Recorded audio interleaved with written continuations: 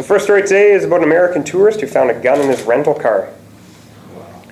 A tourist from Texas found a gun like we have over here, or the gun over here, in a rental car they drove up from Seattle with. Found inside was a Glock Model 27 40 caliber pistol with 3 loaded magazines. This happened Sunday morning at about 8:30 in a downtown hotel. The gun was located inside of the trunk of a rented Chrysler 300 in the wheel well. The 55-year-old man from Dallas found the gun when he was changing a flat tire. He had rented the car near the Seattle-Tacoma airport. Two couples from Dallas were visiting from Vancouver, two couples were visiting from Dallas in Vancouver and Victoria. They had driven the vehicle across into Canada at the Peace Arch border crossing. The gun, upon further investigation, didn't register with any Canadian database. So our officers liaised with the Port of Seattle Police, who will be investigating the firearm. The Glock Model 27 is a subcompact pistol and is commonly used by law enforcement. It's also favored by criminals because of its very small size and easy concealment. The handgun is prohibited in Canada due to its short barrel length. You can imagine it was quite the surprise for them when they went into the wheel well and found that.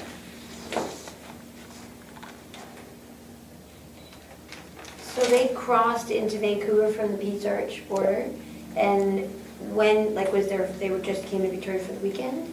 They had stopped in Vancouver and then came over to Victoria from Vancouver. So they've been in town been in Canada for about 3 or 4 days. Was the car inspected or checked at the border, or was it passed through? I don't know if it was inspected at the border or not.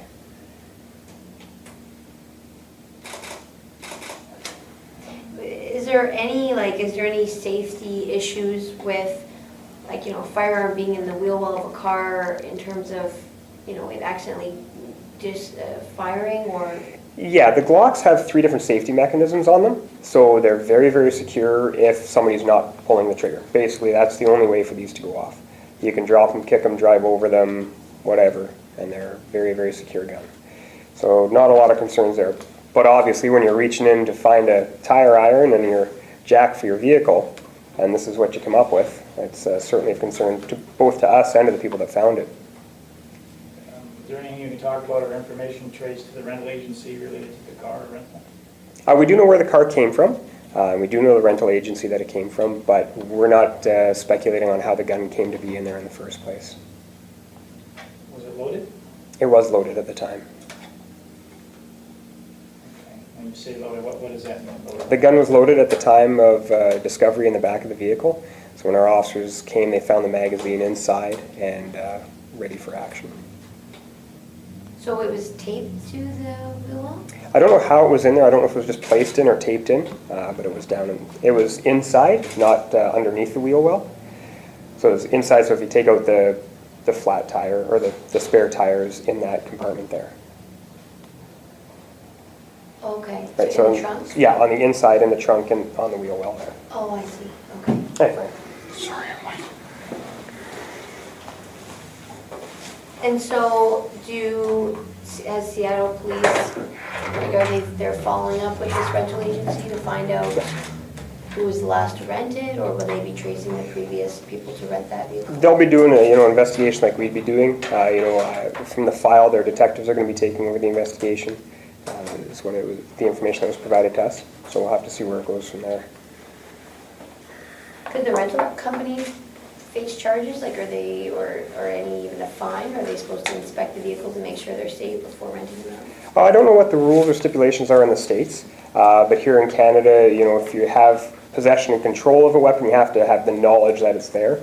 So there wouldn't be any criminal charges unless they knowingly put it there. Is this a newer, older weapon, or do you know that? I don't know the year of it exactly, but it is a fairly new style weapon. How old was this couple from Dallas, roughly? 50s. And so they contacted VicPD? Right As soon as away? they found it, they called us, yeah. And roughly what time was that on Sunday? About 10:30, I believe? 8:30, sorry.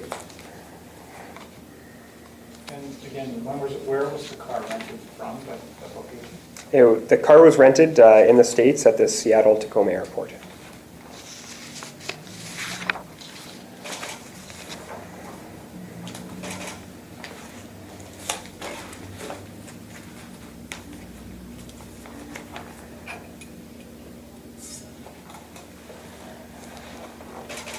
Nobody had anything else? We'll do that one after again for you, Frank. All right, second story today. A knife-wielding man was saved by our officers. A 53-year-old Victoria man is recovering in hospital from self-inflicted stab wounds that occurred over the weekend. Quick actions of two of our VicPD officers helped prevent what could have been a much worse scenario. The incident occurred Saturday night at approximately 10:15 p.m. Our officers were dispatched to a home in the 500 block of Toronto Street for reports of a distraught man who had stabbed himself. The caller reported that the man was now unconscious and that the knife had been taken away. But when our officers arrived at the apartment, the man was walking around and did have the large knife in his possession. The man and the officers were caught in a very tight and narrow hallway, and the situation grew very tense. Our officers pleaded with the man to drop the knife, but he became increasingly agitated and pleaded with our officers to shoot him. Also factoring in the man's injuries, our officers needed to react fast to resolve the situation. The officers deployed a short burst of pepper spray and combined with a leg strike resulted in the man dropping the knife and falling to the ground. He was handcuffed and immediately seen by PAS. He was transported to the hospital with serious injuries, which appeared to be non-life-threatening at the time. He had inflicted a stab wound on his abdomen and it was about 4 inches deep. This certainly highlights the challenges our officers face when dealing with mental health-related calls.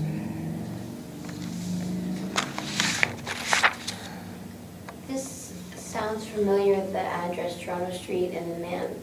Like, have you been to this residence before? Have you had to respond to a very tense situation with this individual? I know we've dealt with this fellow before, but I don't know if it's been in that sort of tense situation. Like, how often would you say you've gone to this, man's residence in the last year? Has it been all the same residents? No, it wasn't actually his Yeah. residence, but Yeah. yeah, we've dealt with him on a number of occasions in the past year. So he didn't live at this house? No. Was he visiting, or? That wasn't clear if he was living or visiting. Is he usually responded with, like, is it usually the IMSRT team that responds to him, or like when he, like, because you know that he has mental health issues, is it usually the IMSRT team that responds? That is one of the people that do respond, but they're not always available. It's not always feasible to get there in a call like this, right? Especially calls that we're getting information of wounds and knives and things like that. What we want is to have uniformed officers go there and make their presence known, to make sure that the public's not going to be at risk, to make sure they're easily identified, make sure they're able to deal with it right off the bat. How old was this guy? Oh, 53. Yes. And so were there any other people at risk? Like, was it an apartment building, and Was an apartment so building. were there other people in the suite who were at risk? This happened in the hallway. There was a woman there when we initially got there, but she left very quickly. We got her out of the way, so she wasn't at risk from when this man did get further agitated. So it was who was it that called 911? Was it that same woman? I don't know who called 911. Yeah, it was the woman. Was it- And they appeared to be in some form of argument. So she knew him. Yeah. Yeah. Did she wrestle the knife away from him at one point, or? No, it doesn't appear that way. So when you got there at 10:15, Mhm. how long after that did you, effectively get the knife away and take him to hospital? It was pretty immediate. Yeah, we realized that he had a serious injury. We got in, we were in those tight quarters. Granted, in a situation like that, you have to resolve that as quickly as possible for everybody's safety. We need to make sure the weapon's out of his hands so nobody's coming around the corner in the hallway. We need to make sure his injuries are getting taken care of, and we need to ensure the safety of our officers. So where is he right now? I believe he was treated and released. He was released? I believe so. Is there any attempt to, get him mental health? That'd certainly be part of what we do, yeah. Certainly be follow-up there. So he was taken to Royal Jubilee? Royal Jubilee. So are they in contact with you as to whether, I don't know, Well, that would be more of the role of our he's a insert team. client, or whether they're check up on him more frequently? Yeah, that would be more the role of the insert team, especially, so we'll deal with this as a uniform issue, and then this file, would be something that the insert team would take over and be able to do much more thorough follow-up. They've got all the resources there. Was he a VicPD client? I do not know.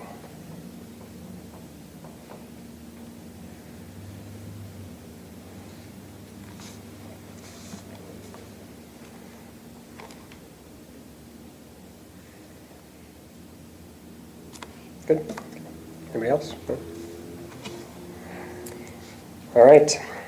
So Victoria Police and the Civil Forfeiture Office were successful in the forfeiture claim against a Prior Street drug house. A well-known, problem-plagued drug house at 2547 Prior Street has been successfully forfeited via the BC Civil Forfeiture Office and the Victoria Police Department. The resolution of the civil forfeiture claim finally concludes a long-standing neighborhood problem, as the home was previously the subject of hundreds of calls for service by police. The home was a shelter for drug users, prostitution, a storefront for drug trafficking, and a staging area for theft, and a safe haven for thieves and criminals. The house has now been sold to new owners, with a portion of the proceeds of the sale being paid into the civil forfeiture special account to help with the administration of the Act and to fund the crime prevention and crime remediation programs. Solicitor General Shirley Bond had the following comment to offer. Properties like this are the real estate equivalent of prolific offenders, causing the same problems to a neighborhood over and over, and incurring significant policing costs to our local taxpayers.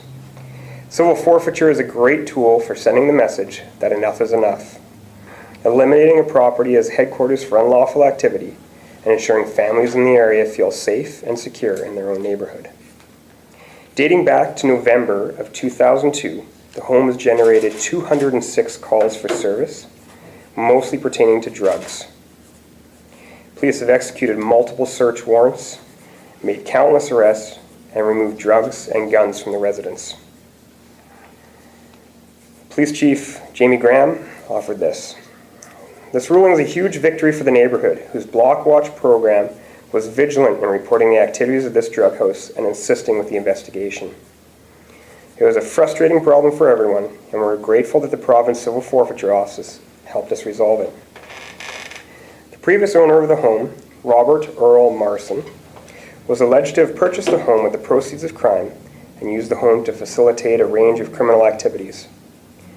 Under the Civil Forfeiture Act, a homeowner does not have to have a criminal conviction so long as the property was used or purchased with the proceeds of crime or used as an instrument of unlawful activity. In 2006, BC became the second Canadian province with the civil forfeiture program, targeting the tools and proceeds of unlawful activity. Today, 7 provinces have such programs. Of nearly 250 cases completed to date, the program is yet to lose one. Its success continues to grow, with over $20 million in proceeds forfeited to the province to date, including $5.3 million alone in 2010.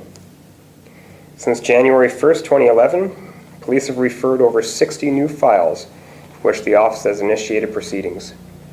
Today, more than 200 cases are ongoing, and the net value of assets currently restrained pending resolution of an active forfeiture are $22.6 million. Since January 1st, is that Victoria Police or Police in BC? I think that's police in BC.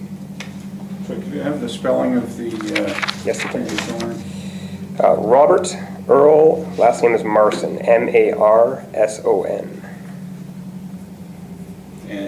Sole owner, wasn't family joint tenancy? Sole owner. So some of the proceeds went to the civil forfeiture Yes. account, and then where did the other proceeds go? I don't know, you'd have to contact them for the resolution of this one, I suppose you have a mortgage, I would assume. probably. So basically, is it just like he gets evicted and he has to find a new place to live? Yep. He was given ample opportunity through 8 years of police involvement with that house to, stem the tide of what was happening there. So it's certainly a victory for the community to be able to be rid of this finally. So was he actually ever convicted of anything? Don't believe so. Other people who had been coming and going from there were? over Certainly time, were, yeah, But he managed to dodge the bullet all the time. yeah. I didn't know what was going on in my basement suite or something. Well, it wasn't the basement suite. That house, even if you look up on Google or you look through past clippings of all the news articles, it's been in the paper for years. It's always been a thorn in the side of the community, and it's not been isolated to a suite. It's been multiple people, multiple locations in that home. Did the owner actually live in the house? Was the owner? Yes, he did. The last raid on the house, which involved, I can't remember the guy's name, but a very well-known drug trafficker, he was Yes. charged with, was it like several charges, drugs and weapons. Do you know what happened to him, whether those charges stuck, whether he's been convicted or not? I'd have to look for you, but I know exactly what you're talking about, yeah.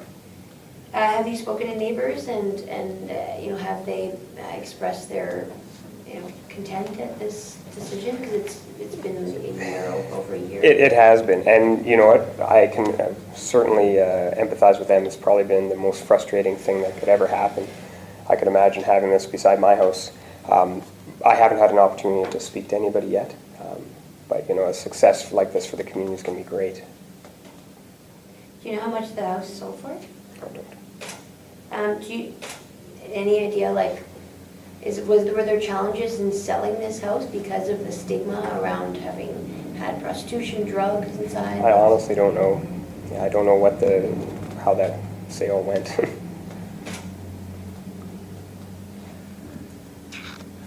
Does this set any precedents, or is this just the procedural finalization? This is the first house that's ever been seized in Victoria through civil forfeiture. So it sets a precedent for us. We've seized vehicles, we've seized cash, we've seized lots of other things, but this is the very first house that we've ever been able to seize with the assistance of the civil forfeiture office. Did you seize anything else from this particular guy?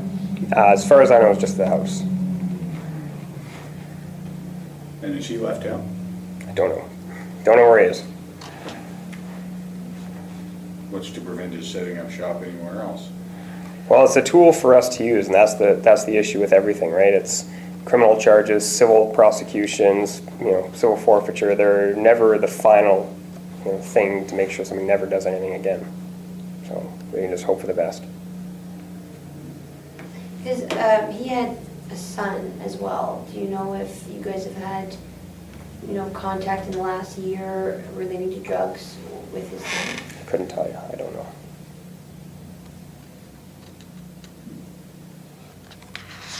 Had there been a decline in illegal activity, in the last year, because there was a lot of police radar? There was a decline in the last year, but even that wasn't the highest point of our police involvement in that house. But I think once this process got going and it really picked up steam, I think that started to send that message that what, this is going to be it. But too little, too late. The community's had to put up with this for 8 years, had to live beside all of this. I can only imagine that. So do you think, is it just protocol, or do you think because of what's happened here that these types of situations might get expedited? Well, it depends on how the process unravels. A lot of people don't even challenge the claims. Sometimes they do get challenged. So in a case like this where there was a challenge to the civil forfeiture claim, that does tend to draw out the process a little more. So it just happens as it happens. Unfortunately, it takes so much time, but that's the way it works. So, Mr. Marston, he had challenged this through the courts? It was He challenged, fighting it? yeah.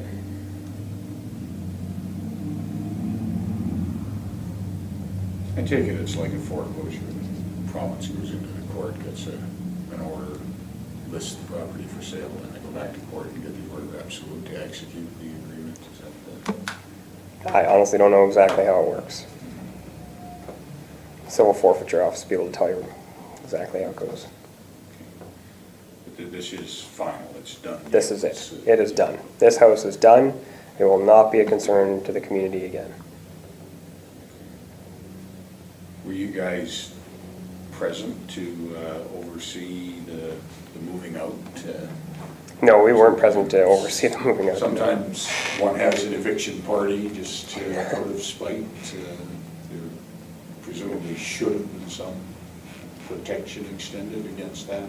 There was no information that that was going to happen. I don't think anything did happen, so I'm just concluded.